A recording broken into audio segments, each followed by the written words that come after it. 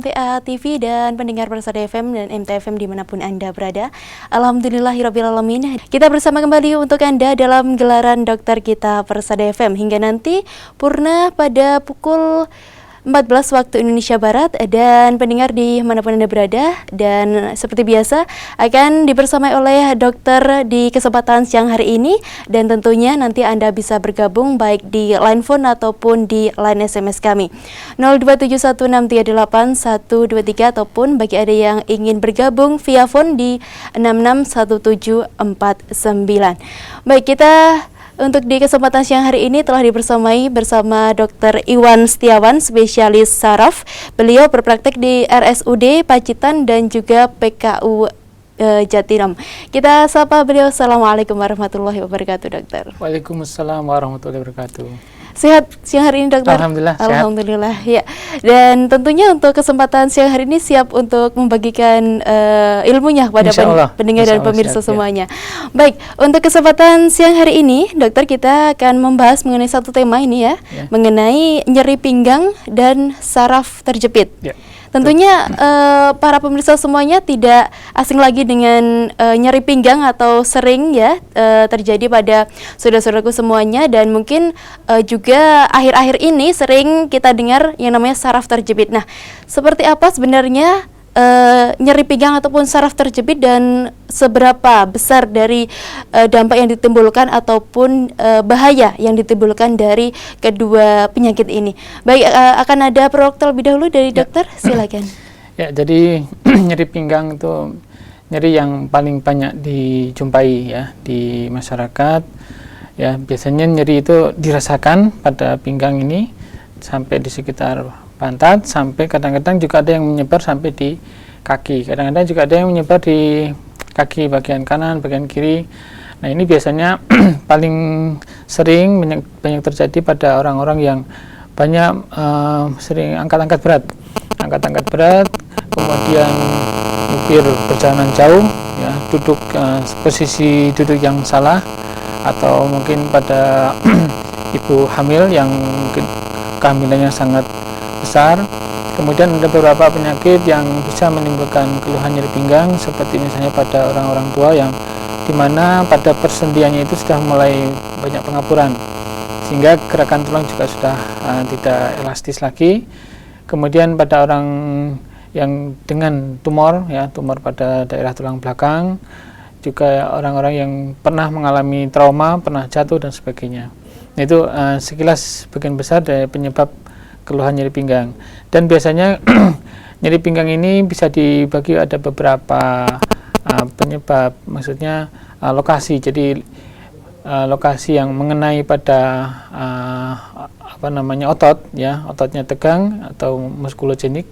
Kemudian disebabkan oleh karena kerusakan dari komponen tulang belakang dan persendian di daerah sekitar situ, atau disebut juga dengan diskogenik. Kemudian juga ada yang neurogenik, jadi nyeri pinggangnya itu memang murni karena ada saraf yang terjepit. Nanti kita singgung mengenai saraf terjepit. Kemudian bisa juga karena disebabkan oleh fisiologenik. Jadi fisiologenik itu nyeri pinggang yang disebabkan oleh karena sumber penyakit di daerah organ-organ, misalnya seperti ginjal, saluran kencing, usus, di lambung dan sebagainya, itu juga bisa menimbulkan nyeri pinggang. Nah, untuk fokus kita nyeri pinggang saat ini adalah saraf terjepit, atau yang mungkin dikenal dengan hernia nucleus pulposus. Jadi ada bagian dari persendian persendian di daerah tulang belakang. Antara tulang belakang itu ada yang namanya discus intervertebralis.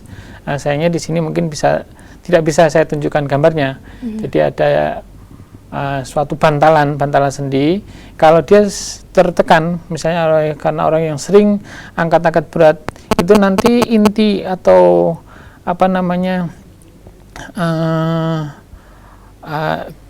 kalau istilahnya gotrinya dari sendi itu akan mencotot keluar. Nah, karena tertekan dia mencotot, terus sehingga akan menekan saraf. Ya. Saraf itu yang nanti akan menghantarkan persarapan itu kepada kedua tungkai, baik kanan maupun kiri. Kalau misalnya pas terjepitnya di saraf yang sebelah kanan, ya nanti akan nyeri sampai di ujung kaki yang kanan. Kalau yang kiri, Memang kadang-kadang juga ada yang saking beratnya itu bisa menekan keduanya.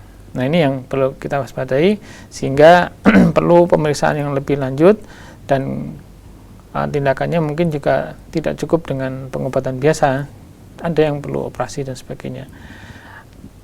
Mungkin itu sekilas yang bisa saya sampaikan.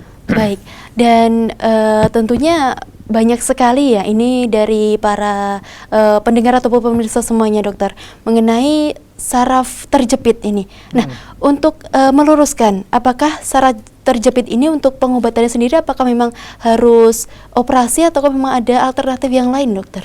Ya, jadi nanti kalau setelah kita temui ada keluhan di pinggang, nyeri pinggang, kemudian ada penyebaran nyeri yang menuju ke tungkai, ke kaki kanan atau kiri, nah itu mestinya nanti dilacak dulu dengan suatu pemeriksaan, yaitu pemeriksaan MRI.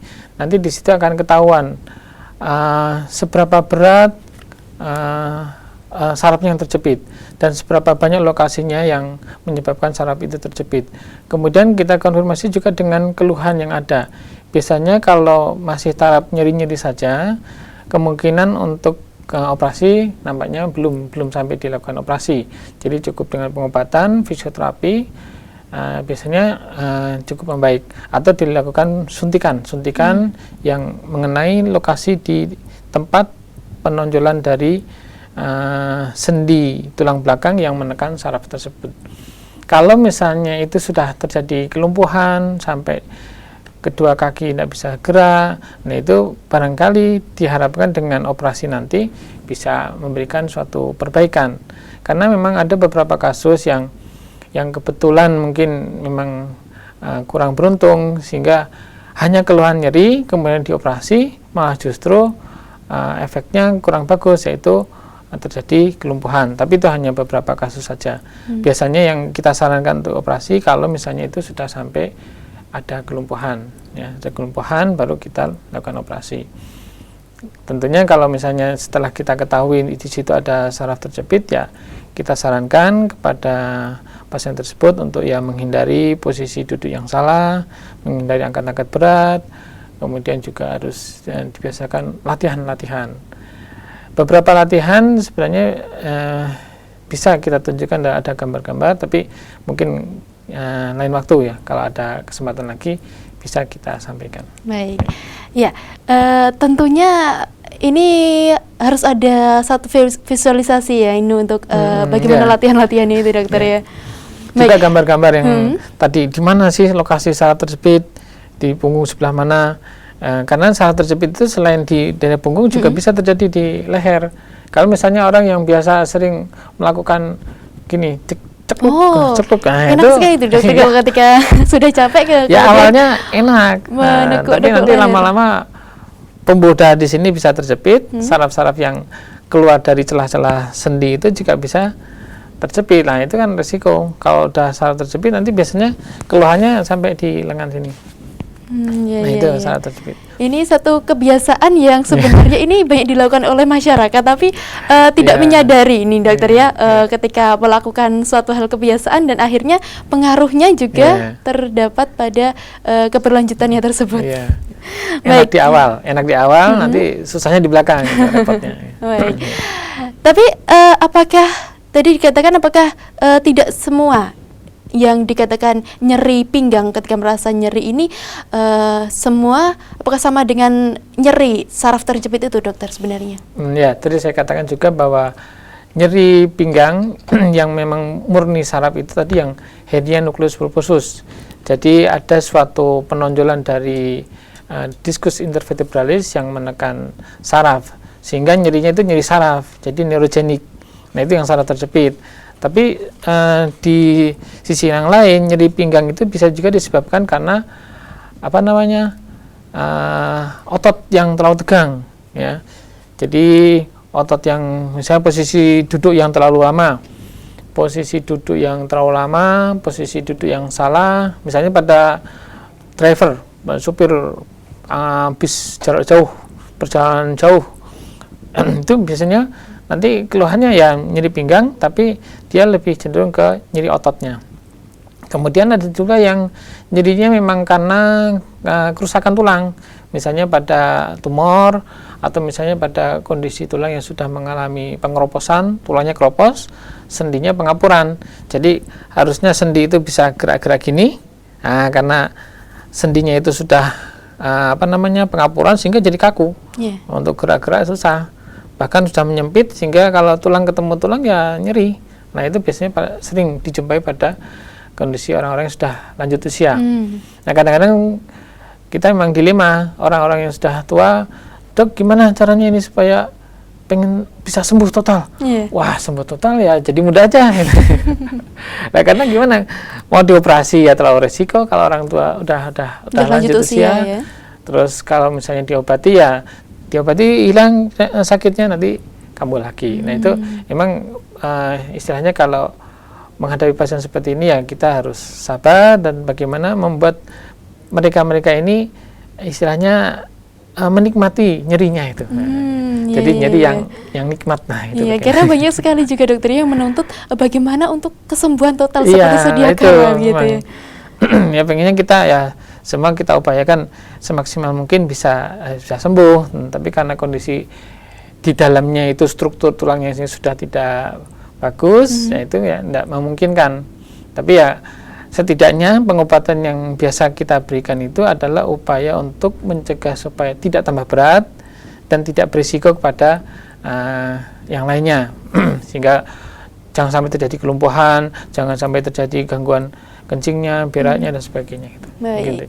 Iya, menarik sekali pembahasan kita di kesempatan siang hari ini pendengar, dan silakan bagi Anda yang ingin bergabung bersama kami buka di line telepon 0271661749, ataupun bagi Anda yang ingin bergabung via SMS di 081393809000. Dan dokter kita Persada FM akan segera kembali pendengar setelah yang berikut ini. Pastikan Anda masih bersama kami di channel terpilih MTA TV. Baik saudaraku pemirsa MTA TV dimanapun Anda berada, dan kita kembali untuk gelaran dokter kita di kesempatan siang hari ini. Dan masih bersama Dr. Iwan Setiawan, spesialis saraf, dan untuk kesempatan siang hari ini kita membahas satu tema mengenai nyeri pinggang dan saraf terjepit. Silakan bagi Anda yang ingin bergabung bersama kami nantikan di line telepon 0271661749. Di line telepon, Assalamualaikum warahmatullahi wabarakatuh. Waalaikumsalam. Dari Pak Warjo Solo. Bapak Warjo di Solo, silakan Pak Warjo. Itu KCE Delamaan itu Mbak. Itu sakit itu gimana? Bagaimana Bapak? Renges itu. Delamaan. Oh, telapak kaki. Ya gitu aja. Begitu saja? Ya. Baik. Assalamualaikum. Waalaikumsalam warahmatullahi wabarakatuh. Bapak Karjo di Solo ini dokter. Mengenai delamaan kaki ini. Telapak kaki yang nyeri atau terasa tebal-tebal. Jadi begini, memang kalau tanda-tanda dari awal saraf terjepit itu biasanya ada rasa kayak kesemutan, ya, rasa kesemutan, kemudian nanti langsung berlanjut seperti rasa tebal langsung nanti kalau ada sampai terjadi kerusakan sarafnya, karena terjepit kan sarafnya jadi rusak. Nah kerusakan ini bisa menimbulkan nyeri.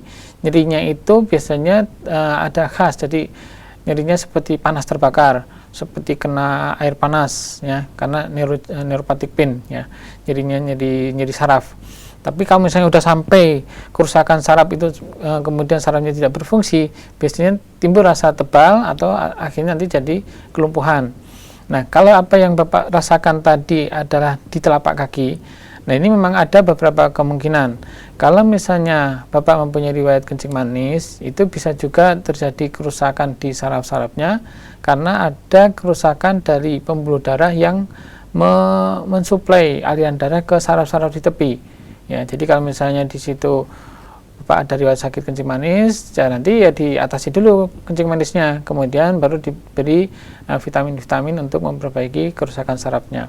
Tapi kalau itu memang karena suatu saraf terjepit, ya biasanya hanya dirasakan pada bagian tertentu, pada bagian kaki, dan kemungkinan tidak seluruh telapak kaki kena, ya, karena cabang saraf itu biasanya hanya pada bagian tertentu di kaki, misalnya bagian kaki belakang, mungkin telapak kaki juga enggak semua. Nah itu biasanya ciri khas dari saraf terjepit itu ada rasa, misalnya rasa nyeri, tidak seluruh telapak kaki, mungkin hanya di ujung kaki dan sebagainya.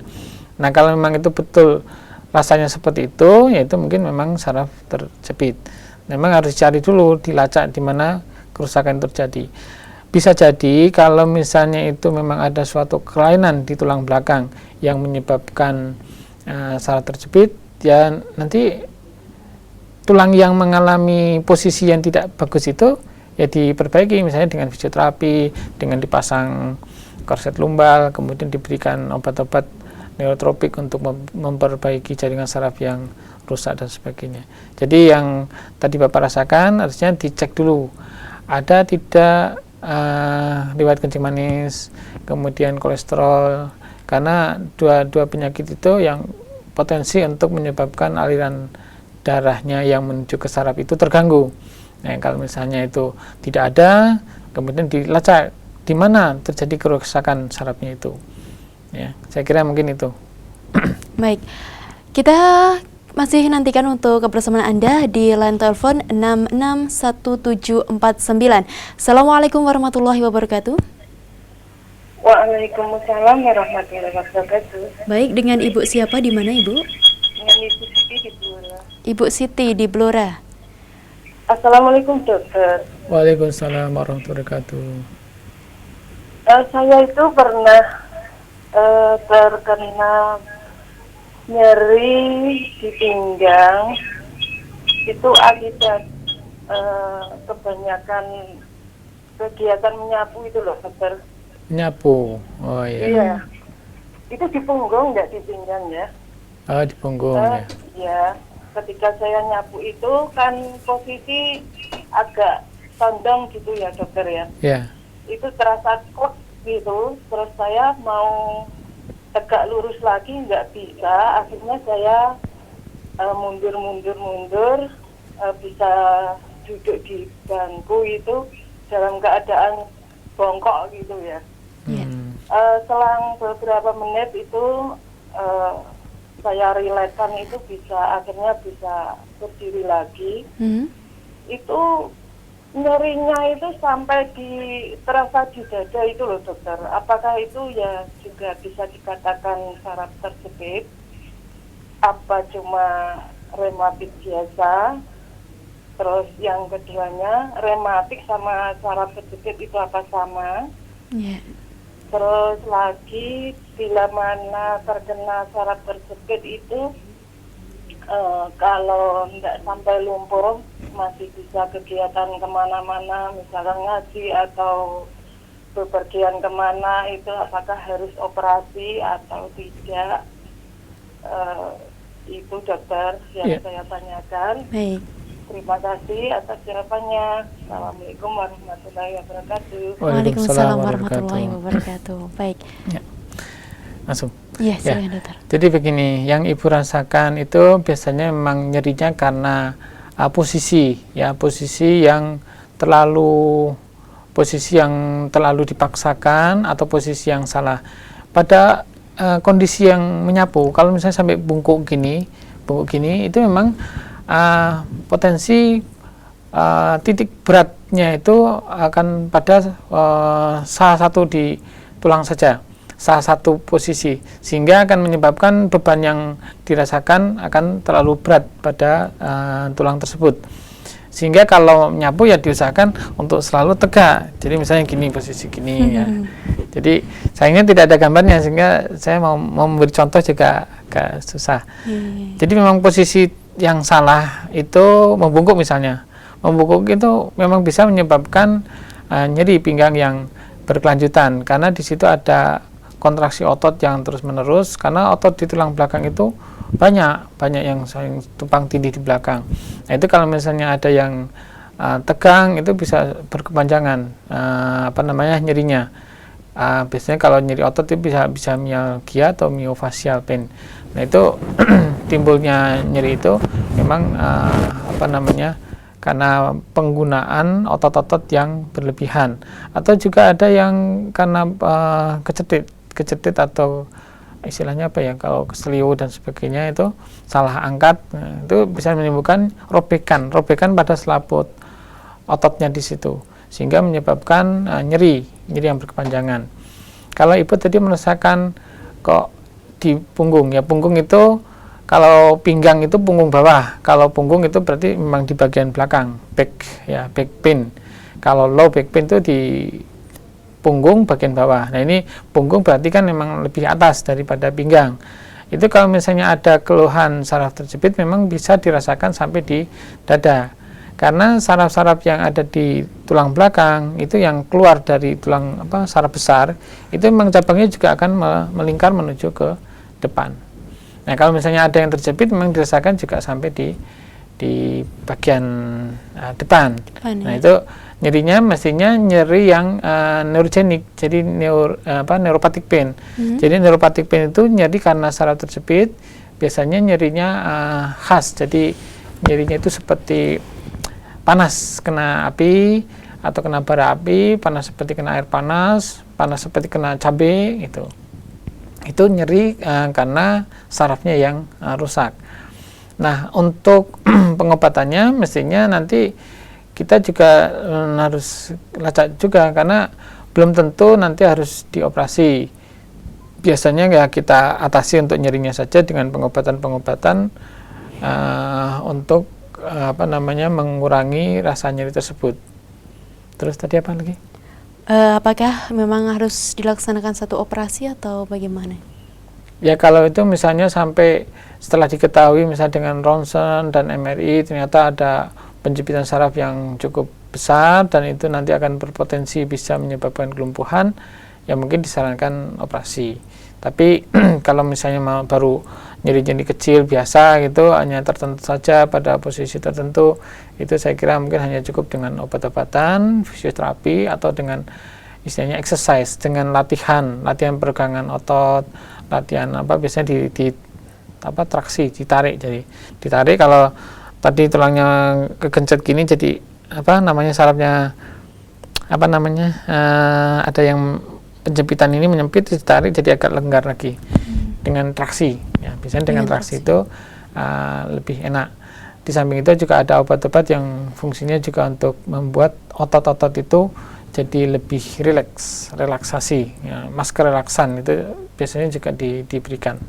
Memang harus ada pertimbangan-pertimbangan tersendiri ketika harus melaksanakan operasi, dokter ya? Ya, banyak pertimbangan, termasuk juga usia orang yang mau dioperasi itu. Kalau misalnya udah lanjut usia memang terlalu risiko, apalagi dengan berbagai penyakit entah jantung atau gangguan ginjal, tensinya tinggi dan sebagainya, itu mungkin untuk dilakukan operasi cukup riskan.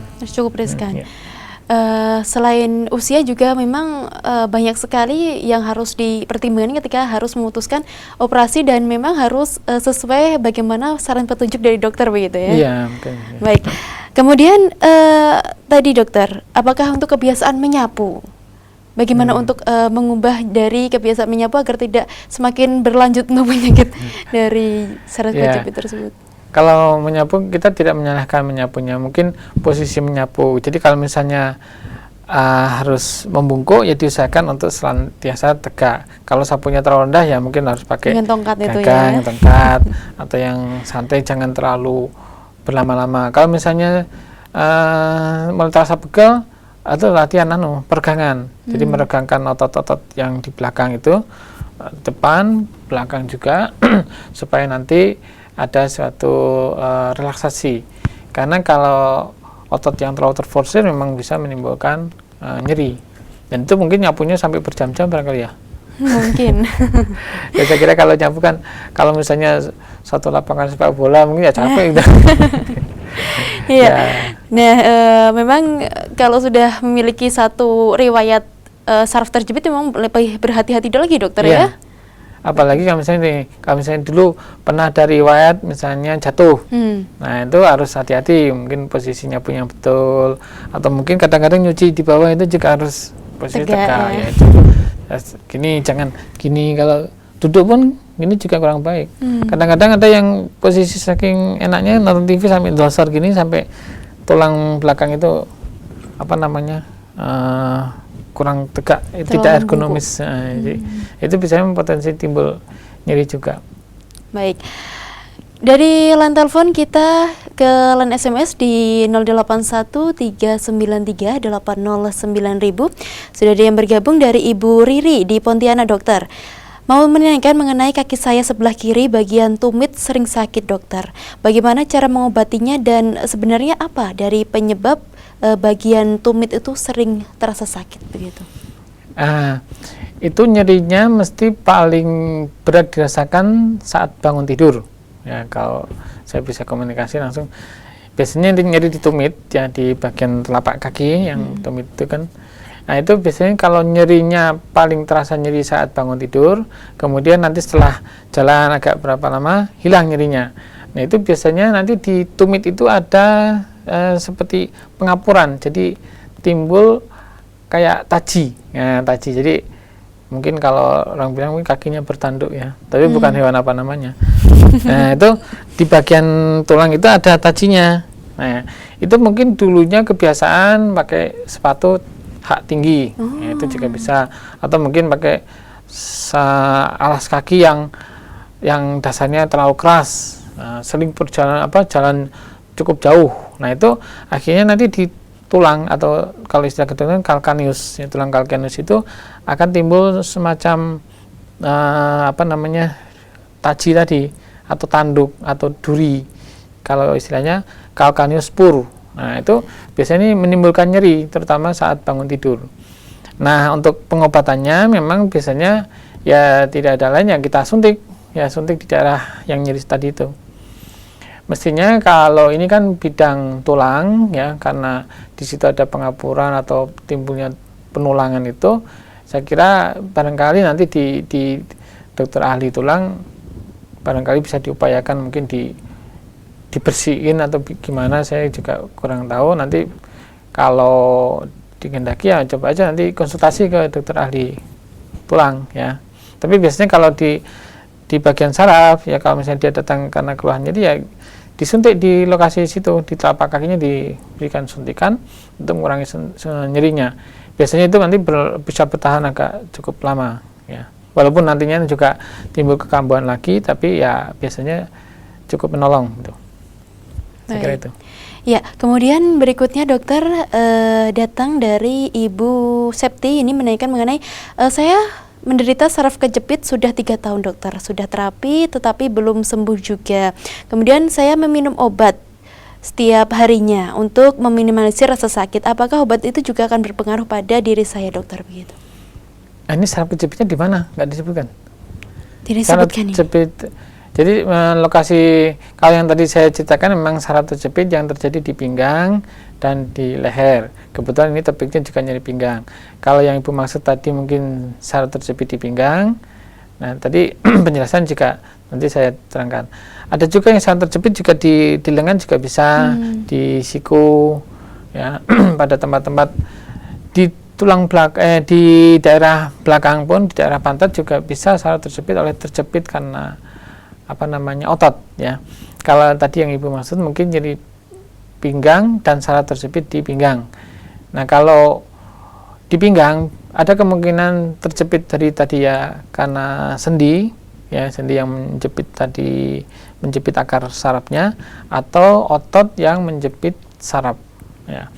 Nah untuk pengobatannya ya memang tadi saya sampaikan bisa dengan obat-obatan, bisa dengan diberikan injeksi di daerah lokasi yang saraf terjepit tadi, ataupun dengan operasi.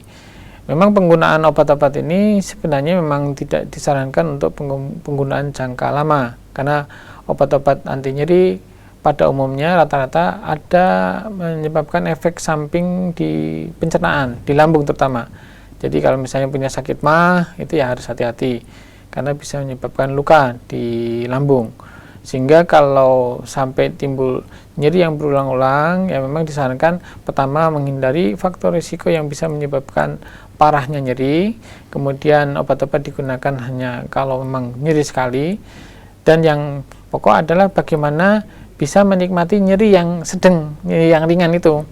Kadang-kadang memang tidak terlalu nyeri, ya mungkin ya tidak perlu minum obat. Jadi cukup mungkin istirahat atau mungkin relaksasi atau mungkin dengan kompres hangat dan sebagainya. Nanti kalau baru sakit sekali memang harus diminum. Memang penggunaan obat-obat untuk nyeri-nyeri yang kronis ini memang kadang-kadang tidak bisa dihindari. Jadi ya terpaksa harus minum obat dalam jangka waktu lama gitu. Baik. Ya. Silakan bagi Anda pendengar yang masih ingin bergabung bersama kami di 661749 bagi Anda yang bergabung di line phone. Assalamualaikum warahmatullahi wabarakatuh. Waalaikumsalam warahmatullahi wabarakatuh. Baik, dengan Bapak siapa di mana? Ini dengan Pak Joko, Mbak. Bapak Joko. Nggih. Silakan Bapak Joko. Assalamualaikum Pak Dokter. Waalaikumsalam warahmatullahi wabarakatuh. Begini Pak Dokter, yang saya tanyakan itu di telapak kaki kiri saya itu kalau buat jalan-jalan pagi itu sepertinya kayak meramyas gitu loh Pak. Melonyo. Gimana? Melonyo. Meramyas. Iya kayak sakit gitu loh Dok. Oh iya. Gitu. Dan yang saya tanyakan lagi, kalau saya mengangkat barang yang berat itu di pinggang itu kayak nggak kuat gitu. Apa itu gejala syarat kejepit gitu Pak? Punya riwayat sakit kencing manis Pak? Gimana? Riwayat kencing manis enggak? Oh itu belum pernah periksa Dok. Oh belum pernah. Iya. Ya kita aja Dok. Baik begitu. Ya. Assalamualaikum warahmatullahi wabarakatuh. Waalaikumsalam warahmatullahi wabarakatuh. Bapak Joko di Sukoharjo, Dokter. Bagaimana ini? Ya Pak Joko, jadi yang Bapak rasakan itu ya hampir sama dengan tadi yang dikeluhkan oleh Ibu tadi. Ada yang menanyakan tentang nyeri di telapak kaki.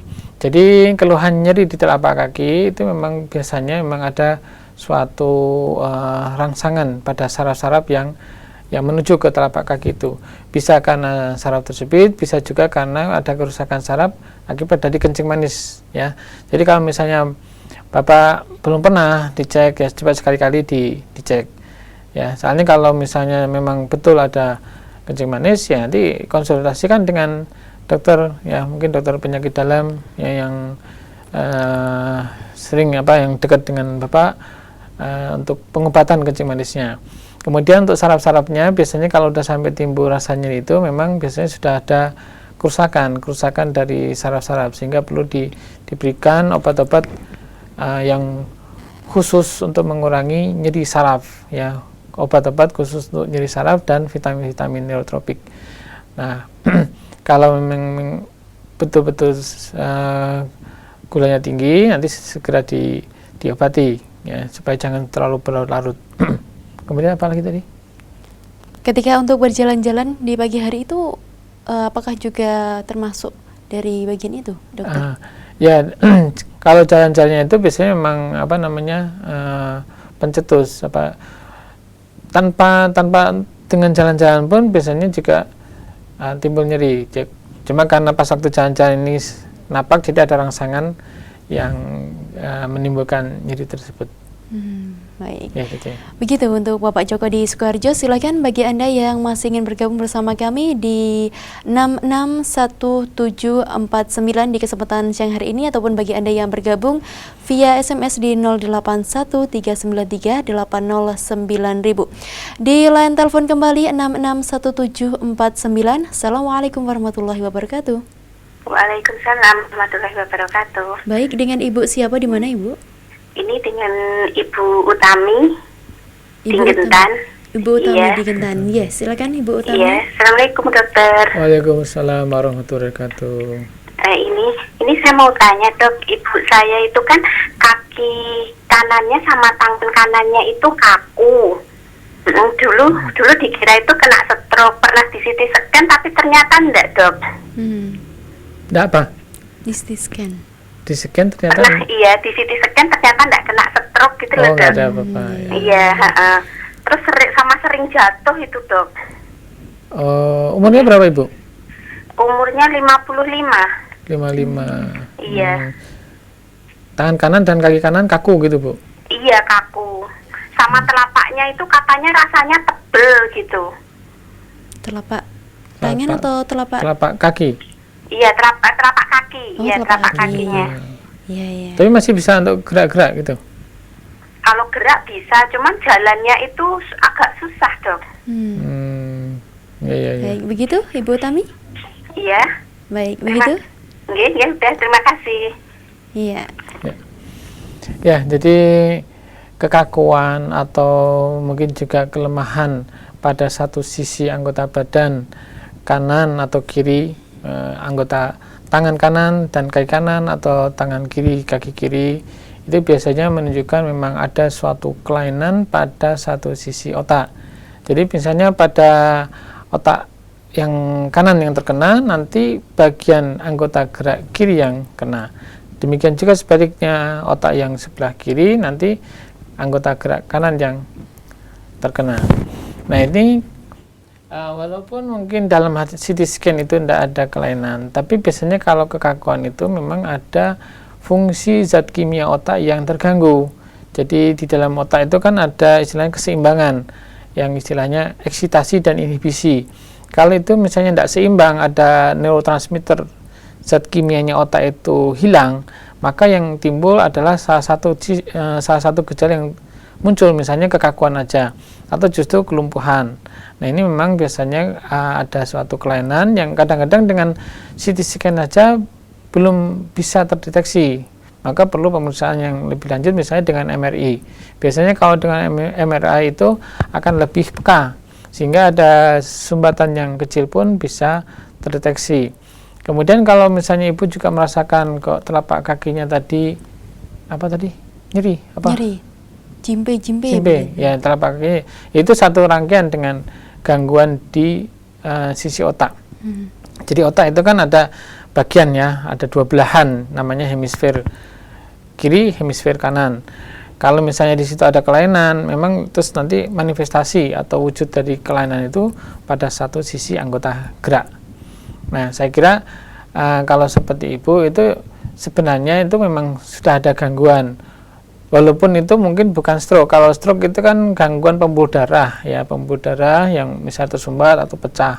Tapi kalau seperti pada ibu mungkin hilangnya neurotransmitter otak atau zat kimia otak yang menyebabkan satu sisi itu menjadi kaku terus atau tegang atau kenceng, ya, sehingga susah untuk digerakkan atau digerakkan tapi dengan keterbatasan, dengan gerak yang sangat lambat dan sebagainya.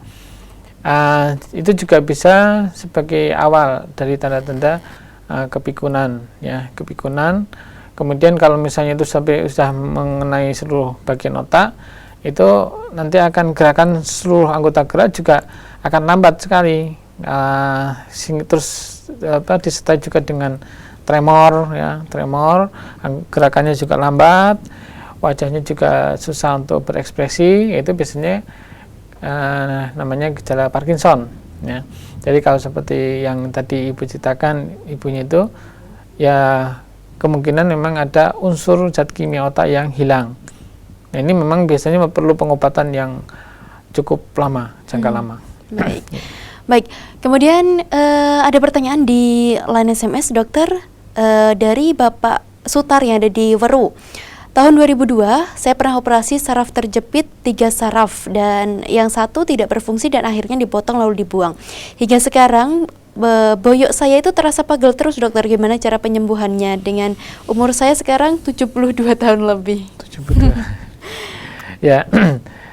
Ya begini, jadi kalau misalnya sudah sampai dioperasi, biasanya memang ada unsur kekuatan di tulang belakang itu yang hilang. Ya, biasanya kalau dulu dioperasi karena saraf terjepit, itu operasinya biasanya menghilangkan salah satu lempeng dari tulang yang menekan itu, sehingga nanti penjepitannya agak longgar. Atau misalnya kalau sudah memang tadi Bapak bilang ada bagian saraf yang dibuang. Nah, saya nggak tahu dibuangnya itu dipotong sarafnya atau gimana. Saya kira yang dibuang itu mungkin hanya lempengan tulang yang menekan saraf tadi. Jadi kalau ini ada lempengan tulang, ini sarafnya berjalan di sini. Nah, ini kejepitnya dari depan sini, tek, ketekan sini, tek. Nah, ini yang dibuang yang belakang ini, sehingga akan loss lagi. Nah, kalau misalnya itu timbul kok boyoknya jadi kembang-kembang terus, itu memang biasanya efek jangka panjang dari kondisi di tulang itu yang sudah tidak, istilahnya sudah tidak stabil karena sudah ada unsur yang hilang, sehingga ya perlu pengobatan, perlu fisioterapi untuk mengurangi kembang-kembangnya tadi. Ya, karena ya gimana kalau apalagi sudah usia 70-an, tanpa operasi, tanpa gangguan saraf pun usia segitu memang potensi timbulkan ya gangguan di tulang belakang. Sangat ya. riskan, dokter. Iya, sangat riskan. Entah itu dari tulangnya keropos, sendinya sudah pengapuran, posisi tulang yang sudah tidak bagus, itu memang ya menimbulkan nyeri. Biasanya memang kalau seperti ini ya harus di rutin, mungkin fisioterapi atau dengan minum obat-obat yang ringan-ringan untuk mengurangi pegel-pegelnya. Saya kira mungkin yang kalau gampang ya dikompres saja dengan air hangat atau dikasih yang hangat-hangat itu. Baik. Ya, kemudian berikutnya dokter dari Umi Salsa di Jumantono. Begini dokter, saya itu pekerjaan sebagai seorang penjahit. Ada masalah pada bagian leher saya.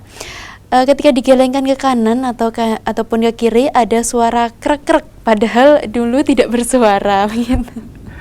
Mana ini dokter? Penjahit ya, ini udah berapa lama menjahitnya ini? Udah tahunan mungkin. Ya, kalau kita lihat penjahit itu sendiri, dia kan dalam posisi yang segitu-gitu terus dalam ya berjam-jam, memang risiko untuk timbulnya gangguan di leher, bisa di tulang belakang, entah itu ototnya yang tegang atau mungkin posisi tulangnya yang tidak bagus. Ya. Nah, mestinya kalau seperti itu harus sering-sering, misalnya 1 jam sekali dilakukan stretching, peregangan otot-otot ya, otot-otot belakang supaya tidak tegang. Kalau misalnya bunyi krek-krek, itu bisa ada kemungkinan memang ada sentuhan dari persendian tulang-tulang rawan di situ yang saling bergesekan. Biasanya bergesekan itu karena ada bantalannya yang sudah menipis ya. Jadi kalau misalnya posisi lama stagnan, posisi yang membungkuk berjam-jam, memang nanti lama-lama juga ada persendian yang mengalami suatu kerapuhan. Nah, kalau sendi-sendi itu sudah rapuh, sehingga begitu digerakkan sedikit aja ada rasa krek-kreknya. Yang penting jangan sampai itu diteruskan krek-krek. Nanti kalau krek nanti nggak bisa balik, malah repot ya. Jadi lebih baik kalau ya seperti itu dikompres hangat aja, mungkin diminum obat anti nyeri yang ringan aja, misalnya seperti paracetamol itu, saya kira sudah bisa membantu. Terus bisa dikasih yang hangat-hangat itu, yang balsam sama kompres hangat itu sudah cukup. Yang penting jangan sampai dimanipulasi, jangan kadang-kadang dipijit-pijit dan sebagainya, nanti malah keras itu dokter. Awalnya enak mungkin dokter. Iya, itu. Dipijit-pijit sampai keras itu nanti malah terlalu risiko. Kalau pijit ringan aja untuk sekedar diberi oles-oles itu saya kira enggak masalah. Baik. Ya, itu karena posisi yang terlalu stagnan. Ya, saya kira kalau seperti penjahit memang ya harus sekali waktu latihan stretching, peregangan kanan, kiri, ke belakang, ke depan itu supaya enggak terlalu tegang ototnya. Mungkin itu aja. Begitu untuk Umi Salsa di Jumantono. Kemudian berikutnya dari Bapak Parji di Ponorogo dokter. Saya sudah 3 tahun lumpuh dan tidak dioperasi. Tulang belakang pernah patah. Apakah masih ada harapan sembuh dokter, dan apabila ada obat, apa obatnya untuk perangsang urat saraf katanya? Itu berapa tahun lumpuh? Umur tidak disebutkan di sini dokter. Jadi kalau tulang belakang patah sehingga menjepit saraf besar. Saraf besar itu sumsum tulang belakang, itu saraf besar. Nanti dari sumsum tulang belakang itu bercabang-cabang keluar saraf yang menuju ke kaki dan sebagainya. Kalau misalnya di situ ada penjepitan saraf karena tulang patah, itu kalau sudah lama memang sudah banyak saraf yang rusak, sehingga kalau untuk memulihkan ya kemungkinan kecil bahkan tidak mungkin untuk bisa pulih lagi ya, karena sudah terlalu lama. Jadi sudah terlalu lama saraf terjepit sehingga banyak kerusakan saraf-saraf yang hilang, fungsi saraf yang hilang.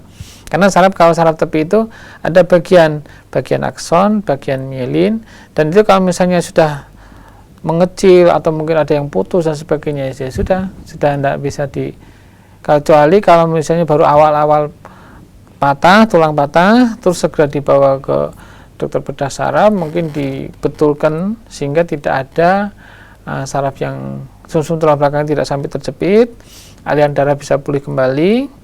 Nah, itu saya kira masih bisa ada harapan. Kalau yang sudah lumpuh bertahun-tahun karena tulang belakang yang patah, ya saya tidak bisa memprediksi apa ini pulih apa enggak, ya itu hanya nunggu kuasa Allah saja. Ya mungkin kita perlu bersabar.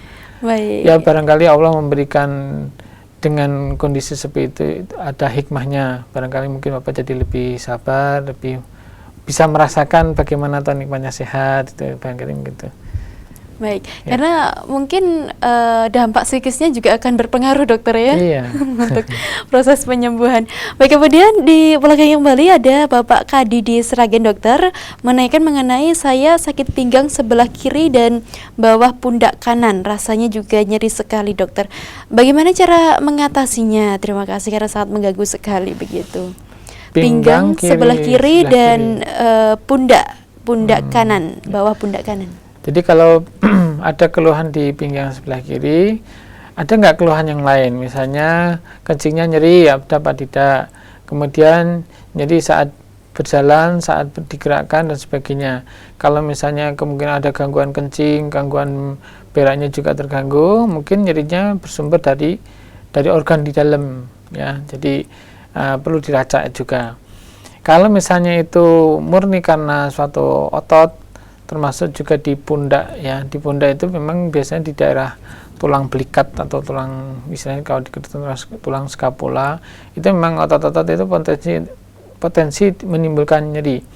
Ya, untuk latihannya, untuk mengurangi nyerinya, coba latihan peregangan. Sebenarnya banyak latihan-latihan yang bisa kita lakukan untuk mengurangi nyeri karena ketegangan otot. Dengan latihan itu diharapkan nanti aliran darah bisa lancar.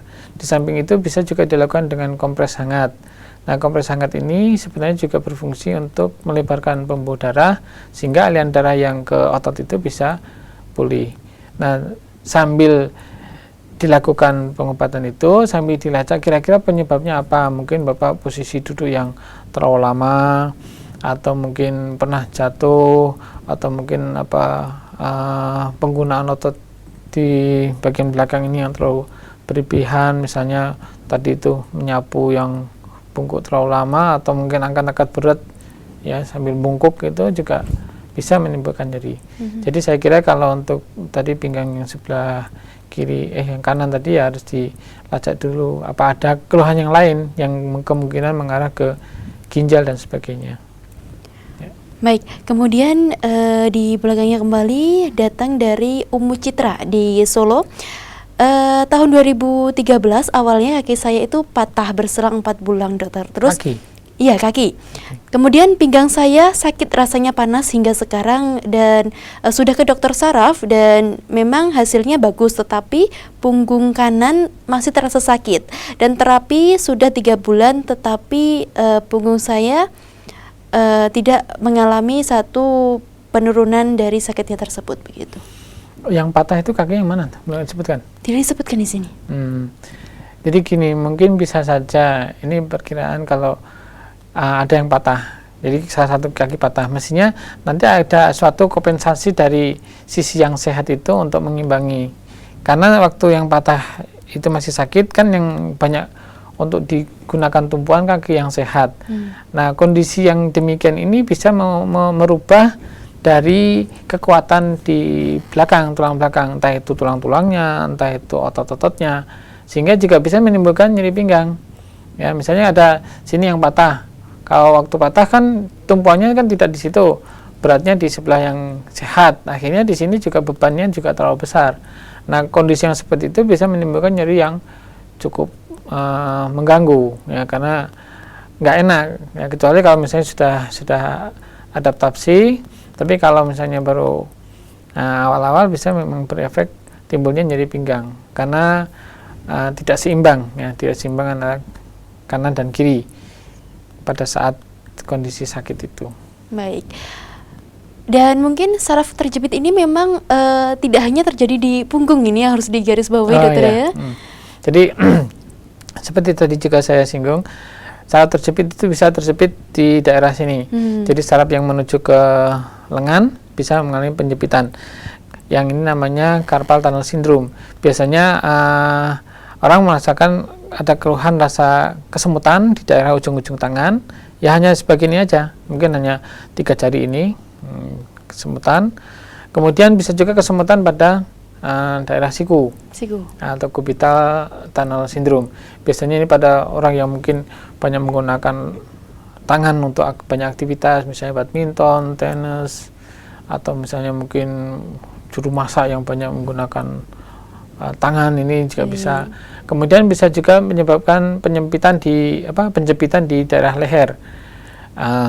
Bisa penjepitan langsung oleh tulangnya mengalami penjepitan dan sarafnya juga terjepit, atau setelah saraf keluar dari leher, nah begitu masuk di dalam rongga dada sini ada celah yang bisa menyebabkan penjempitan, bisa terjepit oleh ototnya, pembuluh darah. Kalau dalam kedokteran itu istilahnya thoracic outlet syndrome. Jadi bisa terjepit di situ. Kemudian di bagian kaki, telapak kaki itu juga bisa di ugel-ugel kaki. Nah, itu bisa terjepit di situ, atau tarsal tunnel syndrome bisa terjepit di situ. Penjepitan yang di tulang belakang pun bisa terjepit karena otot. Jadi otot di pantat itu, di bawah otot yang besar itu ada otot kecil yang menyilang, yang di bawahnya itu ada saraf besar yang setelah keluar dari tulang belakang, saraf itu akan menuju ke kaki, yaitu yang namanya piriformis syndrome. Jadi biasanya pada orang yang mungkin terlalu banyak duduk atau terlalu banyak berdiri, itu bisa menimbulkan nyeri karena terjepitnya saraf besar ischiadicus oleh karena otot piriformis. Baik. Dan sepertinya pertanyaan terakhir tadi dokter untuk kesempatan kita di siang hari ini. Dan terima kasih dokter untuk ilmunya di kesempatan siang hari ini. Kita bersua kembali insyaallah di kesempatan yang akan datang. Assalamualaikum warahmatullahi wabarakatuh. Waalaikumsalam warahmatullahi wabarakatuh. Baik pemirsa dan juga pendengar dimanapun Anda berada, sudah kebersamaan kita untuk gelaran dokter kita di kesempatan siang hari ini bersama Dr. Iwan Setiawan, spesialis syaraf. Dan terima kasih untuk kebersamaan Anda. Dan akhirnya saya Nisa Ashifa yang bertugas mohon undur. Billahi taufik wal hidayah. Wassalamualaikum warahmatullahi wabarakatuh.